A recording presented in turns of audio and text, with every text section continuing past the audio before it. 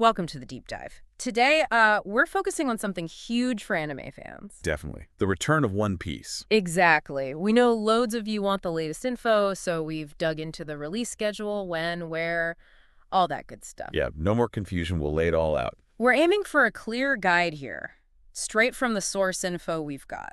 And it's interesting, isn't it? Coming back after that 6-month break. Yeah, that hiatus. 6 months. Which, for a weekly show like One Piece, feels like, well, ages. It really does. Apparently, it was Eiichiro Oda's decision, that the creator needed a break. Makes sense for such a massive project. Gives time to recharge, maybe. Probably. But the big news, the main point, is it's back. And how? Returned April 5th, right? With a double episode. That's it. April 5th and 6th, boom, 2 episodes. Straight back into the Egghead arc. No messing around. Yeah. So, the hiatus is officially over. Officially done. And the crucial thing for everyone planning their week is it's back to the regular weekly schedule now. Fantastic. So, routine restored. Let's get into specifics then. Crunchyroll. That's where most people watch, right? Yeah, seems like it. For Crunchyroll, the next big date is episode 1126. Okay, when's that expected? Looking like April 20th, 2025. Mark that down. April 20th. Got it. And after that, smooth sailing weekly. Yep, pretty much. Our source gives a whole list. So 11,127 around April 27th. Okay. Then 11,128 around May 4th. And it just keeps going like that. All the way through summer. Looks like it. All the way up to episode 11,143, which should be around August 17th, 2025. Wow, okay, so a good long run of episodes planned out. A very steady stream. Now, what about Netflix? Lots of people use that too. Is it the same deal? Similar, but there's a bit of a delay, usually about a week. Okay, so a 1-week lag behind Crunchyroll. That's the pattern. So if 11,126 hits Crunchyroll on April 20th. Expected on Netflix around the 27th, makes sense. Exactly, and that continues. So episode 11,127 lands on Netflix around May 4th. And so on, right up to that August episode. Right. Episode 11,143 would likely show up on Netflix around August 24th, 2025. Good to know. Helps manage expectations depending on where you watch. Definitely. Now, for those really keen viewers on Crunchyroll, the exact release times matter too. Ah, yeah, the time zones. Always tricky. It is. So Pacific time, you're looking at Saturday, 6 p.m. Okay, West Coast U.S. Then Eastern time, that's 9 p.m. Saturday. Still Saturday night for the East Coast. But then it flips. For the UK, it's early Sunday morning, like 2 a.m. Oof. Dedicated fans needed there. Or just watch it later Sunday. Europe, similar, around 3 a.m. Sunday. Right. India gets it a bit more reasonably, 7:30 a.m. Sunday. Okay. Philippines, 10 a.m. Sunday. And Australia, Eastern Daylight Time, that's 1 p.m. Sunday. It really shows how global this thing is. Everyone tuning in at different times. Absolutely. The fandom's everywhere. Now, let's focus on the UK for a sec. You mentioned the times, but what about where to watch? Good point. So the brand new episodes, yeah, they'll be on Netflix and Crunchyroll UK, same as elsewhere mostly. Japanese audio, English subs. Standard simulcast approach. Right. But the source highlighted something else for the UK. BBC iPlayer. Oh.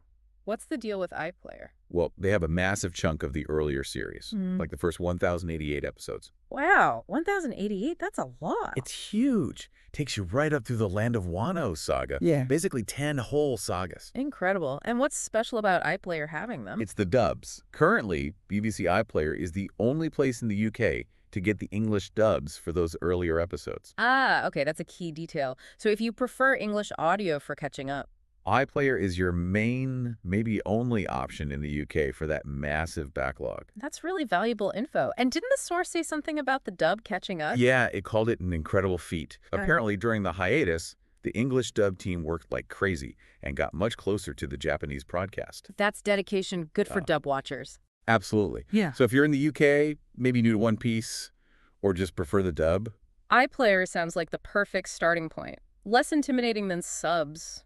For some, maybe. could be. It just lowers that barrier to entry when you've got, what, over 1,000 episodes to consider? True. Okay. Slightly different angle, but related.